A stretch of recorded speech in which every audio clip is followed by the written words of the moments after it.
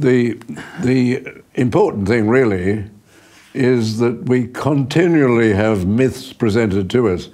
Only in the last month or so, there were 2 articles by academics, well-known academics, in the Australian, repeating that tired old canard that Aborigines didn't have the vote, or they were banned from having the vote at the time of Federation. And I wrote, when I saw the first article, I wrote a letter to the Australian. They didn't publish it.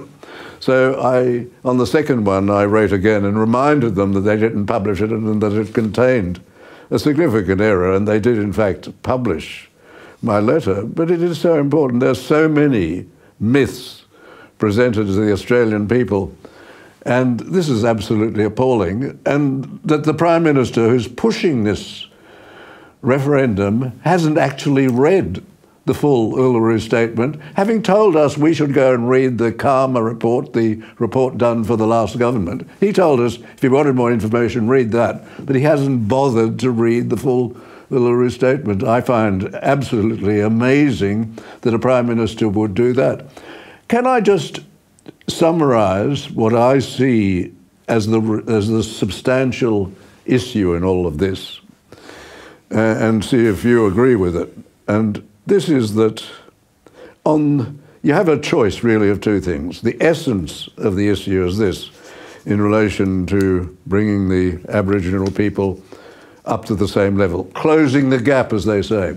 On the one hand, we have what Paul Hasluck was doing under the Menzies government, and that is assimilation, which is now a dirty word. Integration, as a friend said, is probably a better word these days. That is bringing the Aboriginal people into the full membership of the Australian population so that they have exactly the same rights and the same duties as all of us, as you've rightly pointed out, about 80% have decided to do, or segregating them, keeping them in these remote communities, and then, as the Whitlam government decided, making them all welfare dependent. Is that the fundamental choice? On the one hand, assimilation and integration, or on the other hand, segregation, making them welfare dependent and now giving them additional special rights under the voice. Is that the choice?